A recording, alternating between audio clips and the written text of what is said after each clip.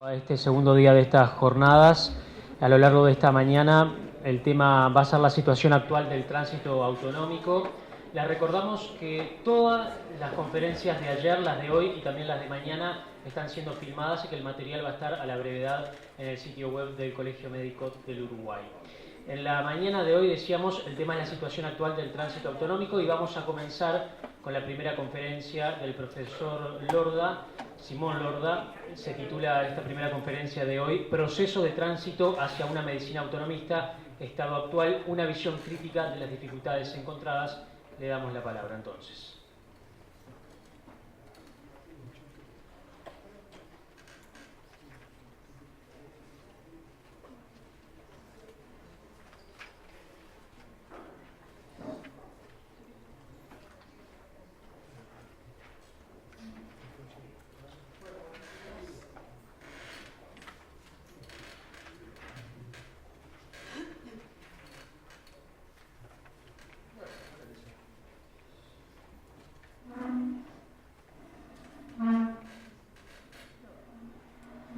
Bueno, buenos días.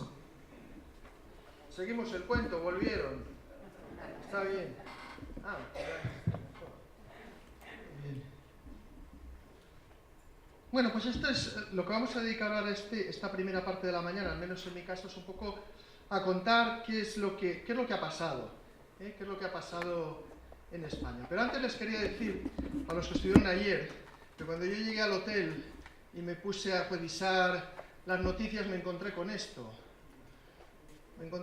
Acaba de salir, es noticia de ayer, un laboratorio crea las manos biónicas, ¿se acuerdan? O sea que ahora, de verdad, que ahora ya pueden empezar a ponerse precio. Porque cualquier día ya les aparece la señora dispuesta a ponerse las manos biónicas. ¿Qué nos pasó en España? ¿Cuál es la historia del consentimiento informado y un poco la descripción de la situación actual? Esto que llamamos el tránsito hacia la autonomía. Bueno, pues vamos a repasar un poquito algunos momentos de la historia que nos ayuden a entenderlo. Y miren, la manera de hacerlo, la cual la voy a hacer, que no me voy a extender mucho, pero es continuando con esta idea de que en realidad el consentimiento informado en el ámbito médico, en el ámbito de las profesiones de la salud, no se puede desligar de lo que sucede en las sociedades en el ámbito político. Esa idea de que, de alguna manera, el consentimiento informado en el ámbito médico es una continuación del consentimiento informado en el plano sociopolítico. Y por lo tanto, bueno, hasta 1978, nosotros lo que vivimos desde el año 39, que termina la guerra civil en España, lo que vivimos es una situación de paternalismo sociopolítico en el marco de una dictadura. Una dictadura sanguinaria, donde murió mucha gente y donde realmente no hubo ningún tipo de derechos ni de libertades.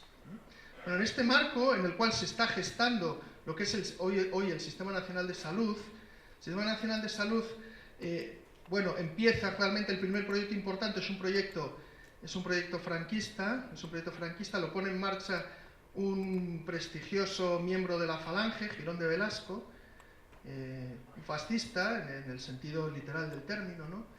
Y lo interesante es que pone en marcha ese proyecto copiando uno del Partido Socialista. O sea, lo que hace es coge el proyecto del Partido Socialista en la Segunda República y lo copia, le pone su sello, le pone el sello de la Falange y a partir de ahí empezamos a construir el sistema de salud. Bueno, ¿qué pasa en el ámbito médico? Pues obviamente, si no hay derechos ni libertades políticas, no puede haber derechos de los pacientes. Y por lo tanto, lo que campa en todo este tiempo, hasta el año 78, claramente, es el paternalismo médico en su quinta esencia, ¿no? Paternalismo médico que defiende todo el mundo, nadie se lo cuestiona. Hasta médicos tan prestigiosos como don Gregorio Marañón. Don Gregorio Marañón, no sé si ustedes lo conocen, es una de las figuras de referencia de la medicina española. En el año 1900, creador de la Fundación Jiménez Díaz, un hospital muy importante en Madrid, dice: la pedantería cientificista manifiéstase también en muchos médicos actuales en el afán de informar a sus pacientes de los detalles de su enfermedad, moda muy americana y a mi juicio absolutamente reprobable. Algunos no se contentan con detallar el diagnóstico y añaden todos los posibles peligros y complicaciones inherentes al mismo. Una simple angina ya no es en una familia como antaño un accidente leve, porque el médico se cuida de anunciar que es posible que se complique con un reumatismo grave, con una nefritis o con una inflamación del endocardio. O sea, el modelo clásico que está defendiendo Marañón en el año 52, pues lógicamente es el modelo del paternalismo médico en un marco de paternalismo sociopolítico muy potente, ¿no? Bueno, en el año 1975 se muere Franco, se muere el dictador, ¿no? A cuyo funeral acuden insignes personalidades, como esta, y a partir de entonces lo que vamos a entrar es en una nueva época, en España, en lo cual cambia el marco de referencia sociopolítico, porque lo que vamos a entrar es en un marco de democracia y monarquía parlamentaria.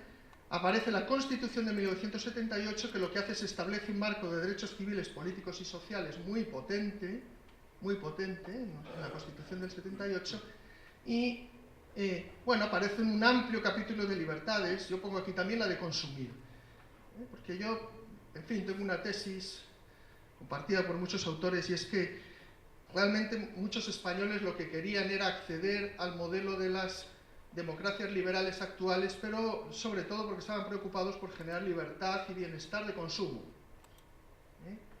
Esto luego va a tener su coste, Pero fíjense que del 78 al 86 realmente no se mueve el ámbito médico. El ámbito médico permanece en el paternalismo más clásico y no hay reconocimiento de los derechos de los pacientes. Es decir, la sociedad española lo que está es intentando avanzar en este campo, y de alguna manera el capítulo de los derechos de los pacientes es un capítulo que no vamos a lograr hasta el año 86. O sea, hay 8 años en los cuales, a pesar de haber cambiado el marco sociopolítico, el marco médico sigue exactamente igual. Entre 1986 y 1992 es cuando se produce el gran cambio. En el ámbito sociopolítico ya estamos en la democracia, y en el ámbito médico lo que va a aparecer un elemento muy importante, que es en el año 1986 aparece la primera Carta de Derechos de los Pacientes. Derechos de los pacientes. Pero tengo que decirles que esta carta, el artículo 10 de la Ley General de Sanidad, de los cuales les hablé ayer, realmente la desconoce casi todo el mundo. La ciudadanía no se entera. Y el consentimiento informado es, incluso en el plano teórico, algo completamente desconocido. Nadie sabe qué es esto del consentimiento informado, ni en el ámbito de los pacientes, pero tampoco en el ámbito de los profesionales. Es un término extraño, un término desconocido. ¿Cuál es la práctica de los médicos? Bueno, la práctica entre el año 1986 y 1992, la práctica mayoritaria sigue siendo el paternalismo más clásico. El paternalismo más clásico. Con una cosa que los médicos no se dan cuenta, y es que el sostén ideológico del paternalismo más clásico ya no existe, porque ahora tenemos derechos de los pacientes y tenemos un marco sociopolítico democrático, y por lo tanto es insostenible. El comportamiento del paternalismo médico es insostenible, pero se sigue haciendo, con anuencia de los pacientes, con anuencia de las instituciones y con anuencia de sus organizaciones. Y cuando hablo de sus organizaciones, hablo de los colegios profesionales, hablo de las sociedades científicas, hablo de las universidades, de las facultades de medicina, etc. O sea, todo ha cambiado, pero nada ha cambiado. Hasta prácticamente el año 1992. ¿Qué pasa en el 92? Pues en el 92 yo creo que ya se lo conté un poquito ayer. Bueno, el ámbito sociopolítico no ha cambiado. Lo único es que hay cambio de gobierno. Antes fundamentalmente es una etapa de gobierno socialista, a partir de 1995 es una etapa de gobierno conservador, pero el esquema obviamente sigue igual. ¿Qué es lo que cambia aquí? Pues miren, a partir de 1992, de pronto empiezan a aflorar casos judiciales de consentimiento informado en España. De consentimiento informado. Y entonces los médicos tienen una reacción muy típica. Corporativista. Nos atacan a la clase médica. La sacrosanta clase médica es atacada por sentencias judiciales, ¿no? Ya en esta época, se lo decía en seminarios de consentimiento informado, lo que os pasa es que no os habéis enterado de que el suelo se ha movido bajo vuestros pies. pensabais que los privilegios que habéis disfrutado durante tanto tiempo eran inamovibles. No habéis entendido la dinámica de la historia. Hay que entender la dinámica de la historia. Pero no lo entendieron, ¿no? Entonces tenemos una crisis entre 1992 y 2002, donde es verdad que hay un problema vinculado a la interpretación de la Ley General de Sanidad, las famosas sí griegas que yo les decía. Hay muchas sentencias judiciales, pero la reacción básicamente de los médicos y de sus organizaciones es defensiva. Pero no están dispuestos a repensarse por qué ha pasado lo que ha pasado. Y ha pasado lo que ha pasado porque no entendisteis el cambio histórico. ¿Qué hace la Administración? La Administración hace una cosa. Obviamente toda esta crisis, uno de los efectos que tiene en un marco de sistema público como el nuestro es que le cuesta dinero al Estado. Entonces hay que pagar indemnizaciones, quien paga en última instancia es la Administración, ¿no? Y entonces es cuando se pone en marcha el programa de formularios de consentimiento informado en el INSALUD. Y lo que se empieza a poner como objetivo de los hospitales, de los centros de salud, etcétera, es que hay que hacer formularios y conseguir que los formularios se introduzcan en la práctica clínica. Es decir, el INSALUD, surgido por la situación que le estaba costando dinero, lo que se dedica es a crear sombras. Lo que hace es poner en marcha la maquinaria de las sombras, sin realmente transmitir ni la Administración ni las organizaciones profesionales transmitir ni entender que de lo que se trataba era de ver qué hacíamos con los camellos. Entramos en el mundo de las sombras. Bueno, empezamos a... Fíjense que este es un trabajo del año 1999 en un sector sanitario de Cataluña, ¿no? Donde, bueno, pues lo que se realiza es una encuesta para ver cómo se está cumpliendo esos objetivos. Fíjense que ya estamos en el 1999, ya está bastante avanzado todo el programa de introducción de los formularios, y lo que se hacen son encuestas telefónicas a pacientes que han estado en ingreso hospitalario. Entonces, fíjense, por ejemplo, ¿hicieron firmar algún tipo de permiso para ser operado? Contestan sí el 61%, pero todavía hay un 25% que no. Independientemente de firmar la autorización, le explicaron qué operación le haría. Un 86% dice que sí, pero un 11% dice que no. Le explicaron si la operación a la que se sometería podía presentar algún peligro o alguna complicación. Ya solo un 59% dicen que sí, un 37% que no. Entendió claramente lo que le harían en la operación, el 87% dice que sí. Pudo preguntar todo, 87%. Le explicaron que si quería podía negarse a la operación, aquí ya baja, ¿no? Le dijeron que el permiso es de responsabilidad. Esta pregunta yo creo que está mal planteada, pero bueno, de responsabilidad de los médicos que lo operarían, un 37%, sí, un 52% no. Como ven, es decir, el efecto que está produciendo el elemento de los formularios es que aumentamos cosas, mejoramos, aunque, por ejemplo, aquí todos estos, seguramente, algunos de ellos han firmado sin enterarse de lo que estaban firmando, ¿no? O sea, hay elementos positivos, pero sombras, ¿no?, de que el proceso realmente no está consolidado, ¿no? Y luego hacían un audit de historias clínicas, ¿no? Un audit de historias clínicas. Es este documento, ya en el 78% sí que hay, consta el diagnóstico, pero fíjense que la mayoría... ¡Ay!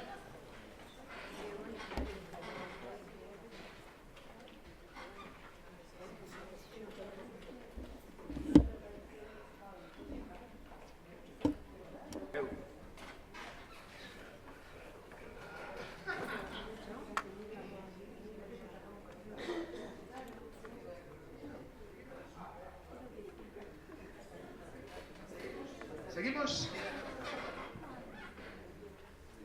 ¿Está bien? Bueno, por favor. Lo importante es que esté bien. Todo lo demás es poco importante. Bueno, pues si les parece, seguimos. Entonces les decía que, como ven, hay elementos que están mejorando. Pero fíjense, por ejemplo, existe la firma del paciente, sí, pero la firma del médico, los formularios ya solo baja a la mitad, ¿no? Es decir, por lo tanto, lo que estamos viendo es que hay un progreso en la introducción de los formularios de consentimiento informado y de la idea del consentimiento informado en general, ¿no? Pero estamos en un mundo donde lo que estamos generando es una idea que quizá no es exacta con respecto a lo que debería ser el consentimiento informado. De hecho, yo les diré que hoy en día, todavía en España, de una manera importante, el modelo de relación clínica que hay, es verdad que ya no es el del paternalismo clásico en muchos casos, pero tampoco es en muchos casos el del consentimiento informado. El del consentimiento informado. El modelo es este.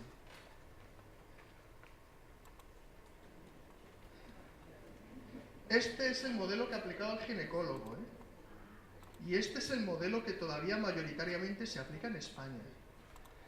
Paternalismo moderno con formulario de consentimiento informado, pero al fin y al cabo un modelo paternalista en la cabeza. Eso sí, con todos los papeles firmados. Bueno, a partir del 2002 hay una nueva ley que ya les conté, la Ley de Autonomía de los Pacientes, ¿no? Y lo que sí va a haber es un inicio de cambio en las organizaciones profesionales que van a empezar realmente a introducir elementos y intentar generar elementos de cambio importante, ¿no? Uno de ellos es, por ejemplo, la Organización Médica Colegial se pone a revisar su código deontológico y hace un documento que está finalmente francamente bien, ¿no? Bueno, esto era un poquito lo que es la relación entre el modelo médico y la situación sociopolítica. Pero no les he contado nada de los pacientes, ¿no? Y esto sí que me interesa. Y me interesa mucho entender en qué situación están los pacientes, sobre todo ahora. No ya tanto cuál ha sido la evolución, sino cuál es la situación ahora, ¿no? Bueno, hay muchos pacientes, no todos, obviamente esto es una generalización, ¿no?, que lo que han es asumido una hipertrofia del concepto de derechos. La clase política le encanta vender derechos, porque políticamente es muy rentable, electoralmente es muy rentable. El problema es que, bueno, cuando tú vendes políticamente derechos, también tienes que saber comunicar que ningún derecho es ilimitado absoluto y que además todos los derechos implican responsabilidades, ¿no? Y esto ya es más difícil, ¿no? Y en general en el ámbito de la salud en este momento en España tenemos una gran conciencia de derechos. No estoy diciendo que sea malo, está bien, lo que pasa es que es incompleto. Es incompleto. Porque además de tener conciencia de derechos hay que tener conciencia de que no son absolutos y de que además implican un nivel de responsabilidad muy alto. La percepción de la salud y de los servicios de salud ha pasado a ser, por tanto, un bien de consumo. Un bien de consumo. Esto genera una cosa que se conoce muy bien en la economía, que es que genera un riesgo moral muy alto. Es decir, el uso inadecuado del servicio es muy importante. La gente, yo no sé aquí en Uruguay, en España, yo que trabajo como médico de familia en un centro de salud, nos consulta cada vez por cosas más banales. Y esto significa gasto de tiempo y un mal uso de los recursos, por cosas más banales. Nosotros tenemos un sistema en el cual nuestro sistema está totalmente informatizado. Nosotros ya no hacemos recetas en papel. Nosotros cargamos todo en una tarjeta. Todos los pacientes tienen una tarjeta como si fuera una tarjeta de crédito, ¿no?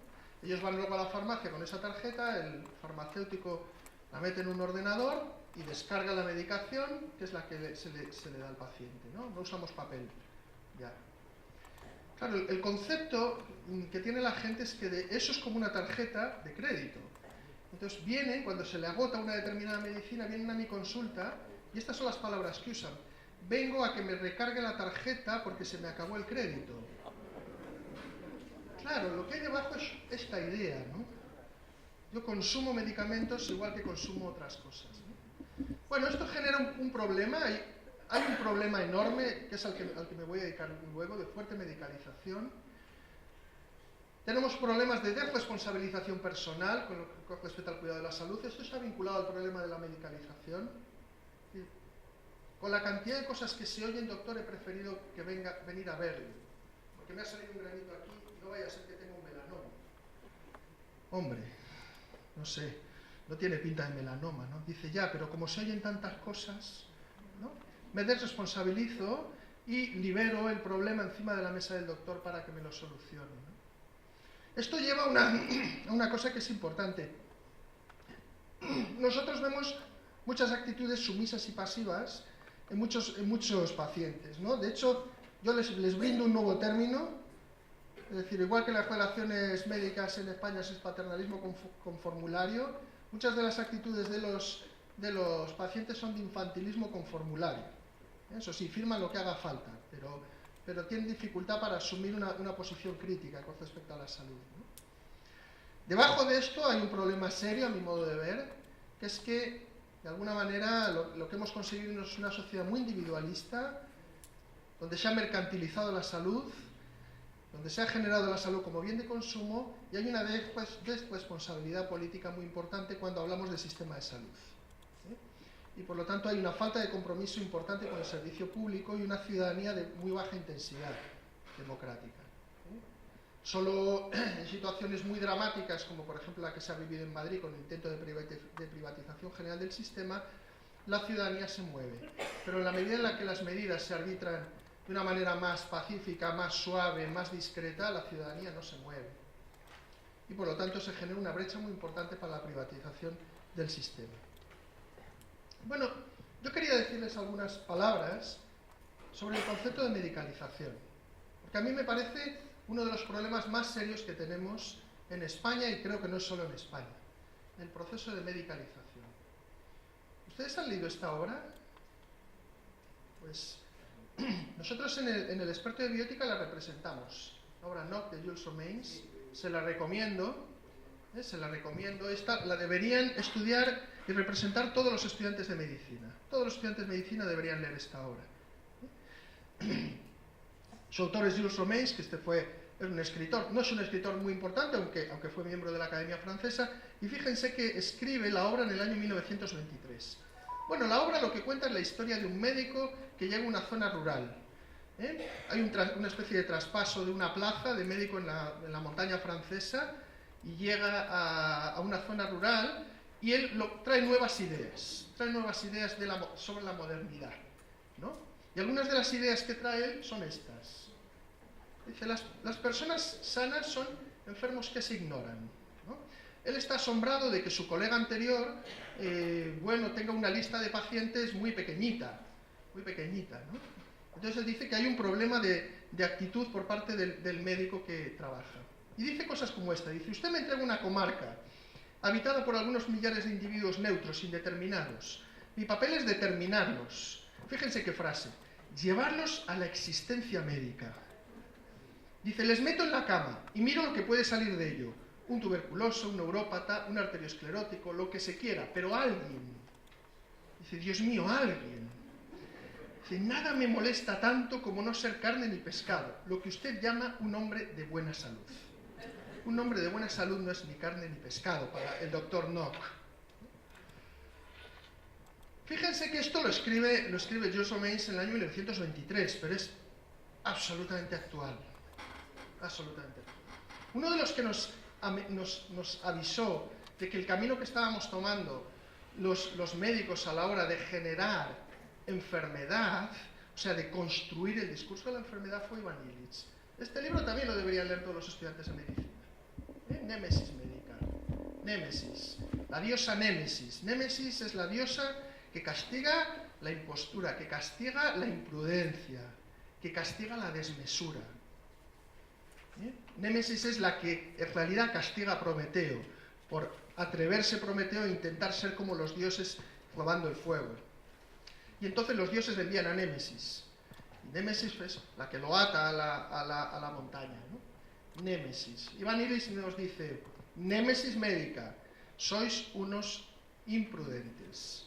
Estáis generando un mundo donde la mitad de las personas son enfermos, un mundo convertido en un gran hospital, donde la mitad de las personas son enfermos y la otra mitad son sanitarios que cuidan de los enfermos, siendo muchas veces ellos mismos enfermos también. Bueno, ¿y cómo se produce este proceso de medicalización? Pues mira, hay muchos actores que están en el proceso. Están los médicos, está la industria farmacéutica, están los medios de comunicación, muy importantes cada vez más, los gobiernos o los pacientes y sus asociaciones. Las asociaciones, paradójicamente, de pacientes, al menos en España, muchas veces cumplen funciones medicalizadoras. Pero estos son los grandes aliados, Estos son los grandes aliados.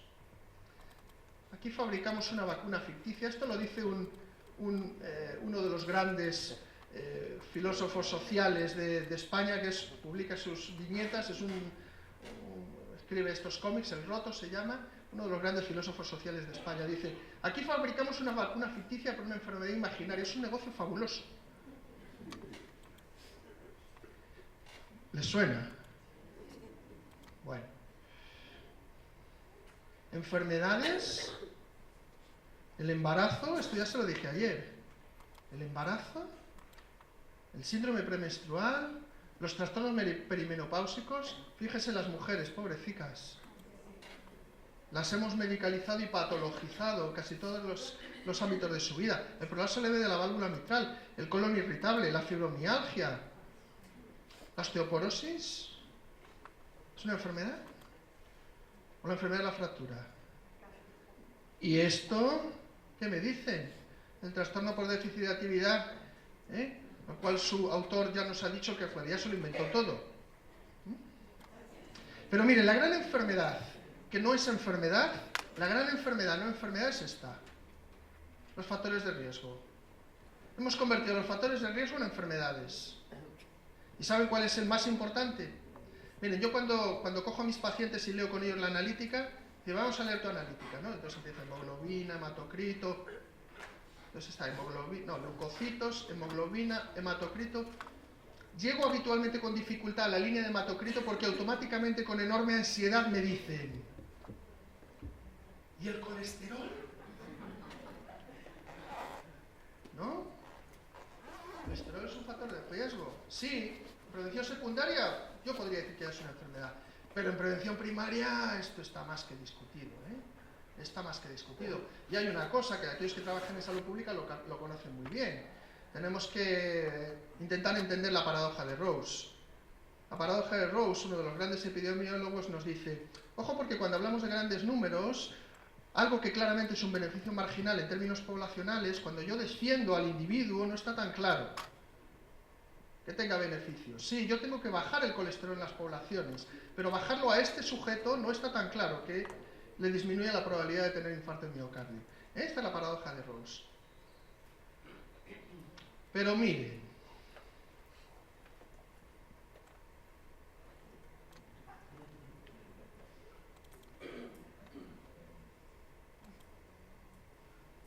¿saben quién es este? El Bosque, ¿no? El seleccionador español. Este anuncio tiene un impacto tremendo en España. Toda la gente está ya consumiendo Danacol para bajar su colesterol. Este es el tema de los alimentos funcionales. Los laboratorios farmacéuticos han pasado de las pastillas a los alimentos. Pero siempre con anuencia de los médicos, porque aquí no sale. Aquí en el anuncio sale aquí una imagen al final que pone apoyado por la Fundación Española del Corazón, los cardiólogos. Datos del 2004, no he podido encontrar los más actuales. Miren, nivel mundial, Básicamente, la factura farmacéutica mundial consiste en, voy a usar esta expresión, echarle veneno al colesterol, cuando todavía no tenemos claro si la mitad de los pacientes a los que los damos sirve para algo. Que al final, como no paremos, si no empecemos a pensar, al final nuestra vida se va a conducir a esto. Ustedes saben la definición de vida humana. Esta.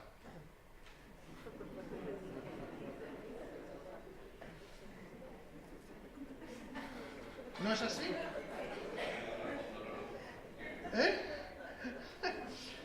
Pero fíjense, cuando nos colocamos en esta perspectiva podemos llegar en realidad a pensar esto, ¿no? Nuestra vida es esto. Qué disparate, ¿no? Qué disparate. Ya, pero ¿y la libertad clínica? Yo puedo prescribir para el colesterol lo que me parezca porque yo entiendo que es lo mejor, etcétera. Bueno, miren.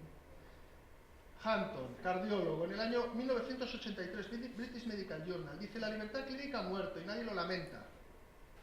La libertad clínica era el derecho, algunos parecían creer que divino, de los médicos a hacer cualquier cosa que en su opinión fuese la mejor para sus pacientes. En los días en que no existía investigación y en que el tratamiento resultaba tan inocuo como ineficaz, no existía más que la opinión del médico, pero ahora con la opinión no basta.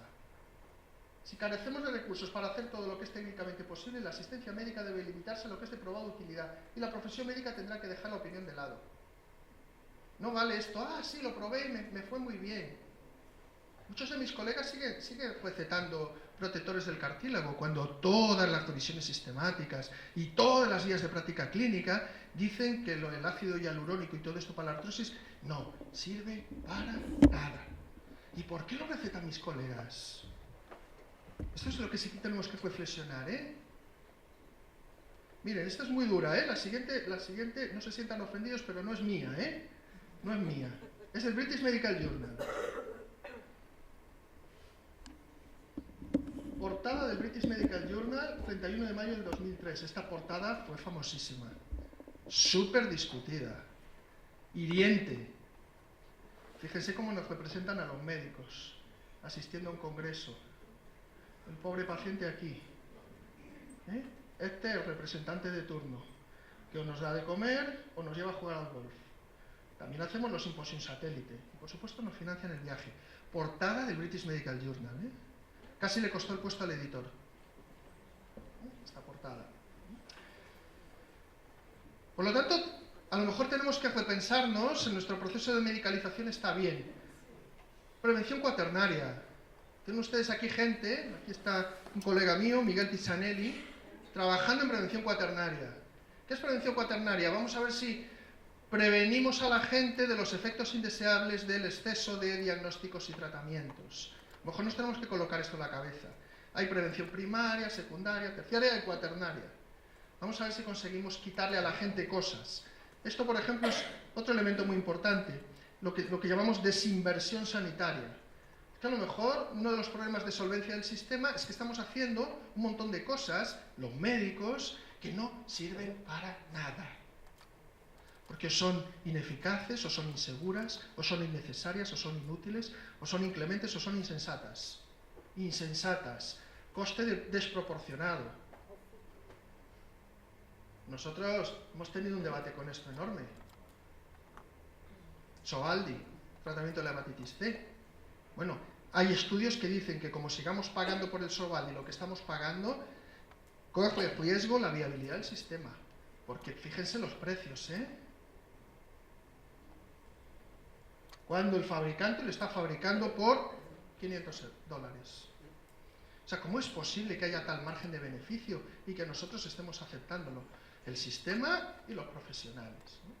Y luego encima nos falta entender una cosa muy importante a los profesionales de la salud, y es que al final el sistema sanitario y nuestros cuidados, en realidad, para garantizar la salud de una población, hacen poco. Esto lo dijo Lalonde, ya en los años 70. Podemos hacer todos los hospitales que queramos, los centros de salud, poner muchos médicos, pero como no tengamos en cuenta los determinantes sociales, que está claramente demostrado que son elementos clave para generar salud, nos va a ir mal. Miren, lo importante es la pendiente social, lo importante es disminuir el estrés, cuidar los primeros años de vida, buscar fórmulas para hacer exclusión social, etcétera, etcétera. A lo mejor en vez de gastar tanta plata para comprar resonancias magnéticas nucleares en Montevideo, lo que tienen que hacer es hacer carriles bici. ¿Sabe? En términos de salud es más rentable. Si ustedes consiguen que la gente ande en bici más, eso es más rentable que comprar la última tecnología del mundo. Por lo tanto, ya estoy terminando. ¿Cuál es el médico autonomista que necesitan nuestros pacientes para ser verdaderamente autónomos? Para salir un poco de esta situación en la cual los médicos seguimos haciendo el paternalismo de siempre, pero con formulario, y los pacientes están en una situación de hipermedicalización que les dificulta acceder al ejercicio de la autonomía. Pues básicamente necesitamos médicos competentes en el manejo crítico de la evidencia, científico y comprometido en su aplicación. Necesitamos médicos competentes en el manejo de la entrevista clínica y la comunicación empática, que hagan toma compartida de decisiones. Necesitamos médicos comprometidos con los estándares éticos de la profesión. Necesitamos médicos independientes de los laboratorios farmacéuticos y sin conflictos de interés. Necesitamos médicos que desmedicalicen, que generen salud, las teorías salutogénicas. Vamos a ver si miramos a la realidad, no en términos de enfermedad, sino en términos de salud, que desinviertan, que desprescriban. Yo dedico mucho tiempo a quitar fármacos a mis pacientes. Fármacos que habitualmente vienen desde el hospital. Entre ellos los protectores de los cartílagos. A ser preventivistas cuaternarios y estar claramente orientados a los determinantes sociales. Estos son los médicos que necesitamos. Médicos que defiendan la sanidad universal y que defiendan el sistema sanitario público.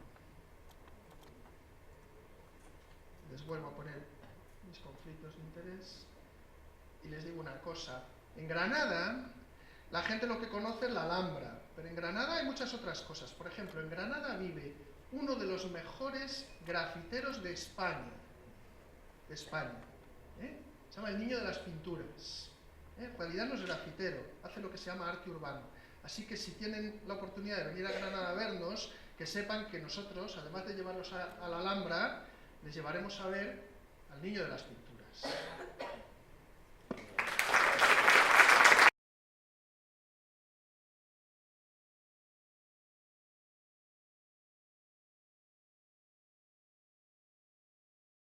Bien, muchas gracias, profesor. Vamos a dar a continuación ahora el inicio de la segunda conferencia del día. Se titula Ética de la Enfermería, Ética del Cuidado y Autonomía del Paciente, y la va a dictar la profesora Barrio Cantalejo. Bueno, pues buenos días. Un gusto verles esta mañana de nuevo. Pensé que ya después del cansancio de ayer nadie iba a aparecer, pero está muy bien que nos veamos otra vez esta mañana. Voy a hablar de este tema. Me ha gustado que Pablo empiece su presentación haciendo un encuadre histórico de lo que ha desarrollado a continuación, y yo voy a hacer lo mismo. Él ha ubicado en el año 1936, yo me voy a remontar un poquito más atrás para empezar mi tema, en el Neolítico. Bueno, la enfermería, como dice Patricia Donaue, una historiadora de nuestra profesión, que tiene un libro precioso el texto, pero fundamentalmente las imágenes que recoge ese libro. Yo se lo recomiendo a las que estén interesadas en la historia de nuestra profesión. Dice que es la más antigua de las artes, sin embargo la más joven de las profesiones. Bueno, Patricia Donaue empieza diciendo que en todos los colectivos humanos, incluso los más antiguos, siempre se ha identificado miembros, sobre todo miembros femeninos, que han estado al cargo de las personas más frágiles de la comunidad. Niños, enfermos, ancianos, moribundos, y que muy posiblemente eso sea uno de nuestros gérmenes profesionales. La palabra enfermera, en inglés nurse, nursey, tiene la misma raíz latina que la palabra nutrir, alimentar, generar vida. Y nosotros, enfermeros y enfermeras, hemos estado siempre muy vinculados al cuidado de la vida, sobre todo de la vida frágil, de la vida vulnerable. Si damos un salto a lo largo de la historia, las que mejor cuidaban eran las personas, las mujeres que ya habían experimentado ese problema que cuidaban. Las mejores cuidadoras en el parto eran las que habían parido. Las mejores cuidadoras en la crianza de los hijos eran las que ellas mismas habían criado hijos. Las mejores cuidadoras de los moribundos, las que se habían muerto, no, eso ya no pega bien, ¿no? Las que tenían una amplia experiencia en cuidar personas moribundas. La escuela fundamental durante muchísimo tiempo para esta germinal enfermería era la escuela de la vida, el haber experimentado cosas personalmente y poder ayudar a los demás. Esto cambió un poquito cuando la enfermería, no se llamaba así en ese momento, pero lo vamos a llamar así, cayó en manos de las personas religiosas, personas que no criaban hijos, que no daban a luz, pero sin embargo ofrecían una garantía de cuidar no solamente el cuerpo de las personas enfermas, sino también su alma, su espíritu, y el hospital medieval en este sentido era un espacio para cuidar el cuerpo, pero fundamentalmente para, si se moría, que llegase pues al cielo en buenas condiciones. Bueno, quiero dar un poco también de conocimiento de un movimiento importante en la historia de la enfermería. Los beguinatos nacieron en el norte de África, en el norte de Europa, sobre todo en Holanda, Bélgica, y que son mujeres, no eran en este caso monjas, no estaban ingresadas en un convento, pero sí que tenían una fuerte vocación religiosa y se juntaban para compartir trabajos sociales, que a veces era la enseñanza en las escuelas de los niños, pero con mucha frecuencia también era el cuidado de los enfermos. Esto supuso un avance muy importante en el desarrollo tecnológico, técnico, en el buen adiestramiento de las enfermeras importantes.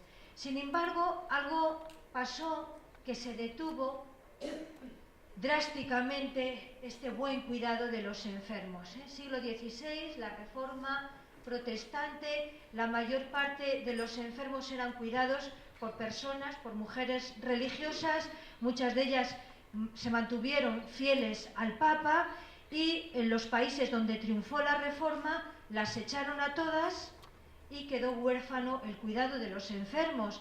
En Inglaterra, por ejemplo, se conmutaban penas de cárcel si las mujeres accedían a cuidar enfermos. Alcohólicas que se recogían en la calle también eran conmutados sus castigos si se ofrecían para estar en hospitales o dispensarios. Esto fue un grave deterioro porque eran personas, como os podéis imaginar, poco vocacionadas, poco formadas, y fue un periodo tremendamente oscuro de la enfermería. Son imágenes de la época que reflejan muy bien, no sé si ven los ratones corriendo por encima de las cobijas.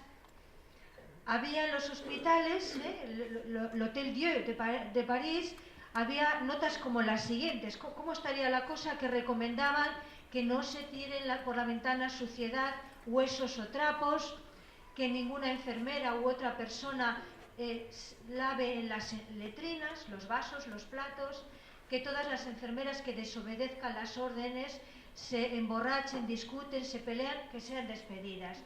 Imaginaos cómo era la cosa. Bueno, siglo XVIII, las diaconisas. Theodor Fliedner, una persona que hubiese pasado totalmente desapercibido, pero que fue el tutor, el responsable de la buena formación de Florence Nightingale, la que consideramos nosotras la iniciadora de la enfermería.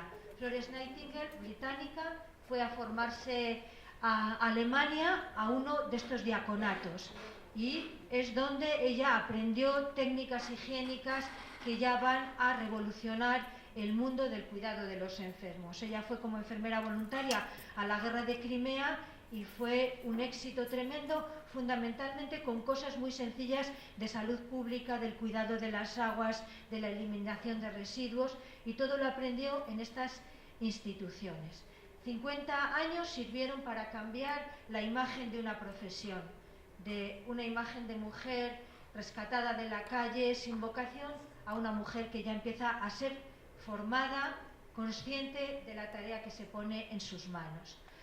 Bueno, y empezamos a darle contenido moral a esta profesión, y la obediencia ha sido siempre, yo os lo comentaba ayer, una de nuestras insignias, ¿no? Una de las cosas que nos ha caracterizado. Esto, que parece una caricatura, no es caricatura, era una imagen para mostrar que la enfermera tenía que ser adiestrada, obediente, pues en manos de los médicos, que han sido fundamentalmente los que nos han dado la formación técnica. Incluso en mi generación, yo no tuve ningún profesor que fuese enfermero, eran todos de la Facultad de Medicina. Ahora en España es muy raro encontrar un médico en la Facultad de Medicina impartiendo clases. Bueno, la dama de la lámpara, Florence Nightingale, y la diapositiva que les puse ayer. Éticamente tenemos la responsabilidad de aliviar a los pacientes que tengan que pensar por sí mismos. Tenemos que cuidarles, tenemos que evitar que corran riesgos, pero que no den sus pensamientos, su cabeza demasiado vuelta.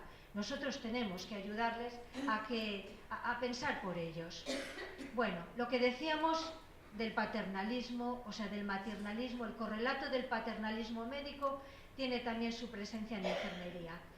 Bueno, estamos en una época en la que no se habla de principios, los principios de la bioética. Yo les diré que aún hoy día hay enfermeras, no sé si alguna de las presentes conoce a Verena Chudin, una bioeticista, una enfermera bioeticista que además es jurista, bueno, internacionalmente conocido, que ella se niega a admitir que las enfermeras tengamos que manejar los principios de la bioética porque eso nació en el ámbito médico, de la investigación, y nosotros tradicionalmente nos hemos movido en el campo de la ética de la virtud. Una enfermera, para hacer un buen trabajo como enfermera, tiene que ser una enfermera virtuosa. Aquí veis una serie de frases recogidas todos de manuales de ética de distintos años. Ya no tenemos derechos, solo tenemos deberes, olvidarnos de nosotras mismas, hay muchas vidas inútiles, echadas a perder, nuestra vida es un ejemplo moralizador. Y así hasta 327 virtudes que yo he ido recogiendo de distintos manuales que una buena enfermera tiene que asumir si quiere ser una buena profesional. Bueno, esto se ha ido manteniendo. La época de los derechos de las minorías. En Estados Unidos, años 60, 70, nacen los movimientos de derechos de los pacientes, de las minorías de color, de las minorías indígenas, y también las minorías de enfermería reivindican sus derechos. Es cuando nace la figura de la enfermera abogada del paciente. Esta enfermera asume para sí que el mejor cuidado que tiene que proporcionar al paciente es protegerle de todas las amenazas que se ciernen sobre él. Médicos desconsiderados que van a hacerle daño, estructuras sanitarias que no consideran su dignidad, su personalidad. Entonces, nuestro contenido moral en esta época es fundamentalmente la autonomía. Una autonomía que está amenazada en el paciente por su entorno, un entorno agresivo, y una autonomía que reivindicamos también para nosotros. Somos un colectivo formado, un colectivo que podemos decidir, que tenemos que tomar decisiones, y reivindicamos nuestra máxima independencia profesional. Hemos pasado de la obediencia casi ciega a la máxima, la ley del péndulo, ¿no? Esto que nos pasa a las sociedades humanas con tanta frecuencia. Encontrar en el medio la virtud es complicado. Bueno, nuestro código deontológico recoge un precipitado de este movimiento de los años 70 de la enfermería. La enfermera debe adoptar las medidas necesarias para proteger al paciente cuando los cuidados que se le presten puedan estar amenazados. La enfermera está obligada a denunciar cuantas actitudes negativas se observen hacia el paciente. Y también este segundo aspecto, la enfermería reivindicativa, celosa de conservar su autonomía.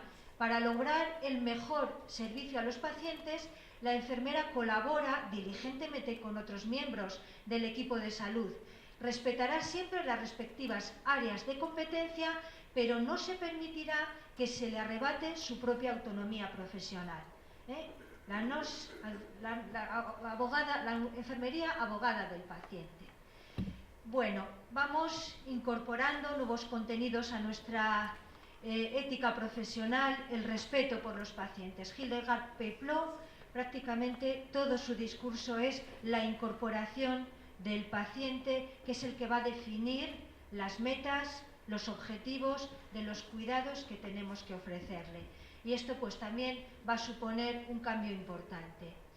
Bueno, como pasa el tiempo, el contador, no quiero entretenerme mucho más. Hacemos un resumen. Hay un modelo clásico de relación médico-enfermero, enfermera, un modelo clásico basado en la sumisión, un modelo intermedio de los años 70 basado en la confrontación, y nuestra propuesta moderna, nuestra propuesta actual es un modelo de relación basado en la cooperación o en la colaboración. Lo hablé mucho ayer en el consentimiento informado, no me voy a repetir mucho más. Telegráficamente, 3 cosas que se me han ocurrido, y luego, si quieren, en el debate pues podemos discutir si esto es verdad, mentira o todo lo contrario. Yo creo que si una enfermera tiene claro que una actuación médica es claramente incorrecta, acuérdense ayer el ejemplo de la cocaína, provocaína, que se confundió la enfermera, algo contraindicado, tiene obligación de desobedecer. Segundo, si está dentro de la práctica aceptable, una indicación aceptable, y es una urgencia, la enfermera tiene que obedecerla, aunque no esté totalmente de acuerdo.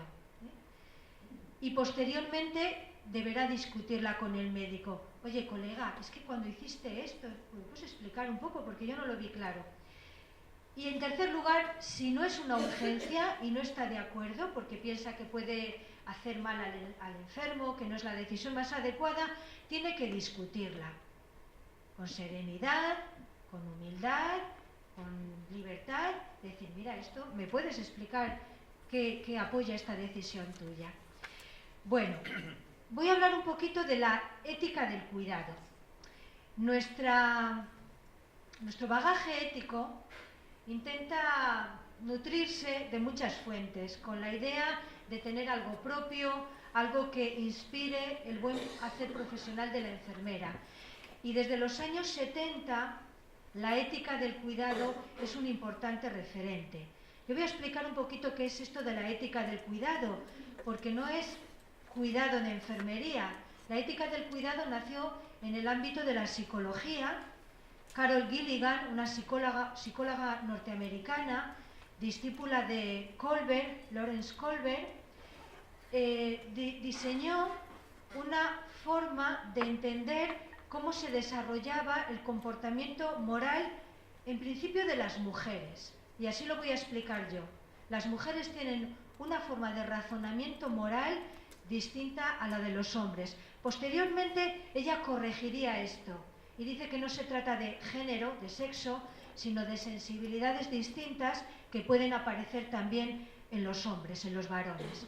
Bueno, pues vamos a ver un poquito qué es esto de la ética del cuidado tal como la formuló Carol Gilligan y cómo las enfermeras hemos encontrado como un referente que puede inspirar muy bien la ética que nos acompaña.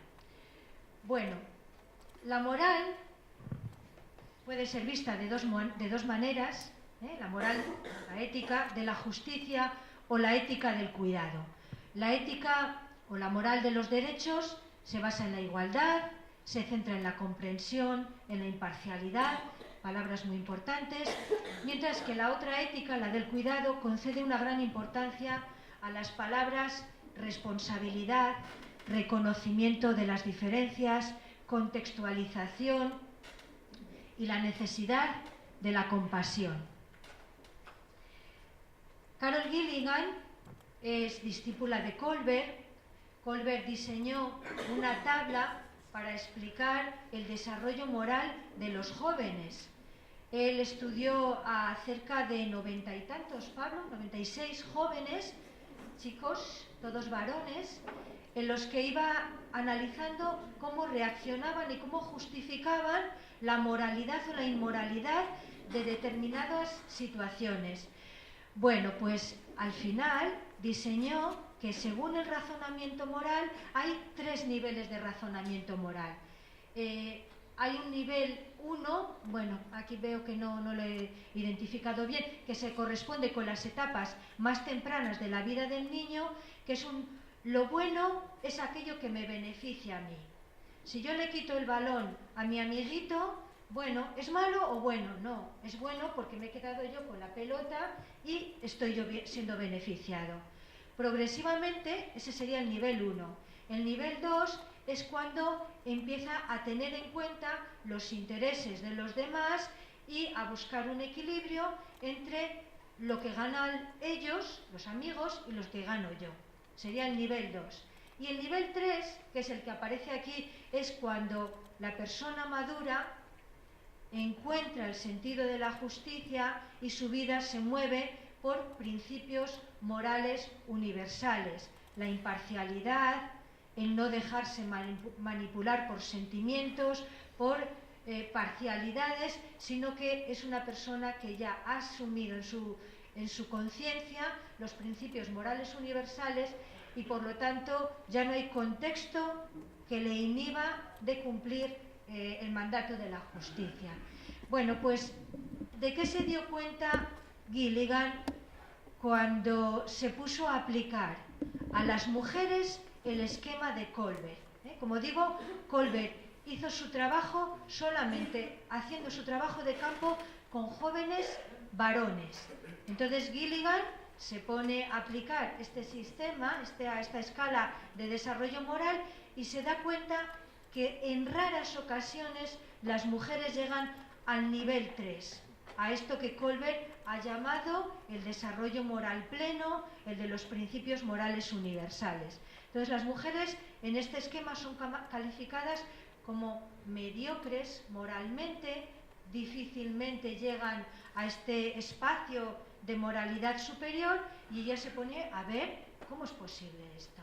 Entonces hace un estudio de campo precioso, recogido en un libro que se llama, está publicado por el Fondo de Cultura Económica en español, y se llama Con una voz diferente, un título precioso. La traducción en Argentina es un título bastante feo, es el estudio del desarrollo moral femenino, pero el título original es Con una voz diferente, porque esa es la idea de Gilligan.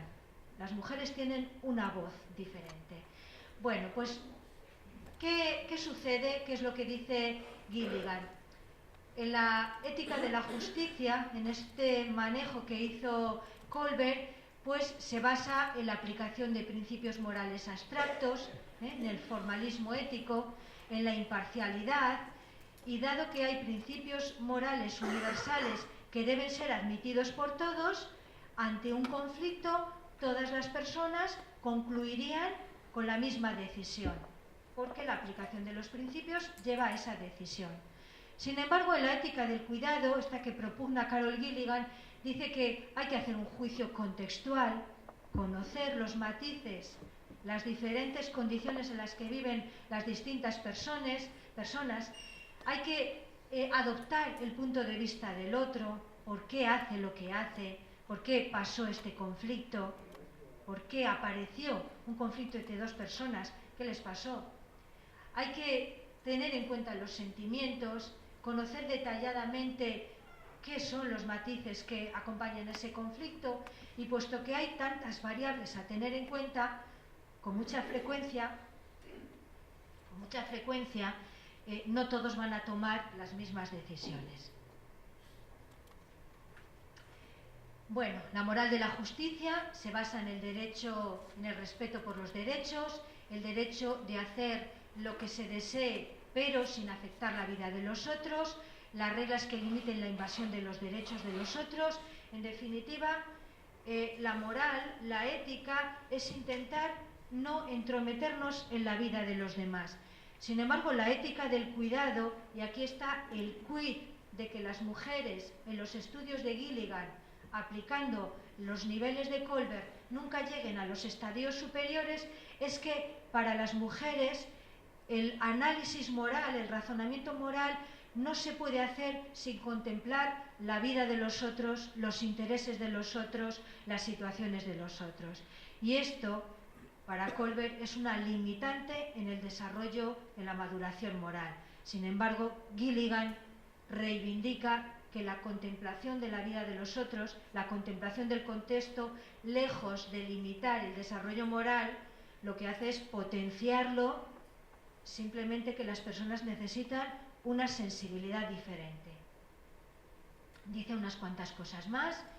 Las personas en la ética de la justicia se contemplan de una manera independiente, separadas, la concepción del individuo como aislado del resto de la sociedad, el que juzga también de alguna manera tiene que aislarse de todos sus sentimientos, de todas sus parcialidades, tomar una decisión neutra, y para la mujer el mundo es una red y la decisión ética tiene que tener en cuenta la complejidad de toda esa red de relaciones.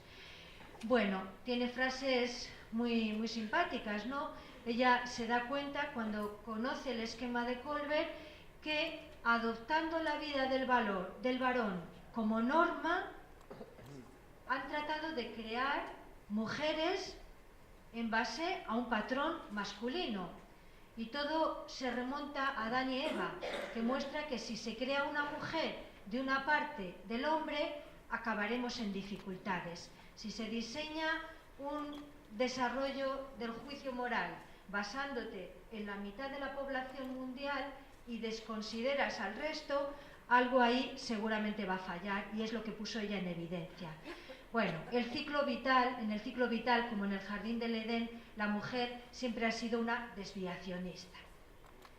Bueno, esto es curioso y ella pone ejemplos muy bonitos, que mientras la mujer ha sido cuidadora, criadora, amamantadora, pues el hombre pequeño se ha beneficiado de este cuidado. El hombre o la niña, el varoncito, la niña, se han beneficiado. Pero una vez que crecen, los varones se distancian de esta forma de proceder y empiezan a considerar que el cuidado y la compasión son limitantes en el juicio moral.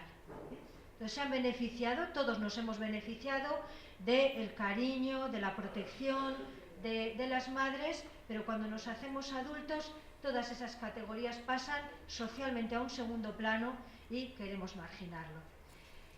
Bueno, en los 10 años, cuenta Gilligan, que he pasado escuchando a personas que hablan de la moral y empecé a notar una distinción en estas voces.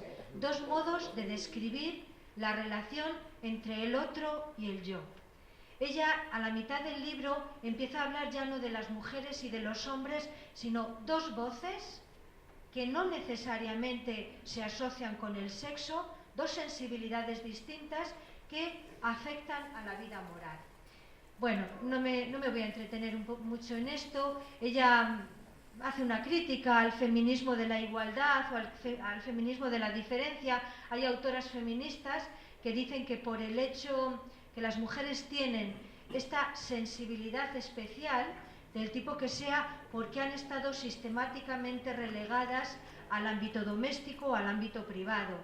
Que si en algún momento las mujeres accediesen a espacios públicos, ellas iban a desarrollar cualidades parecidas a los de los varones. Es cuestión de cambiar el contexto, o al revés, si los varones se ven relegados o se ven haciendo tareas de la vida doméstica, van a elaborar una personalidad distinta.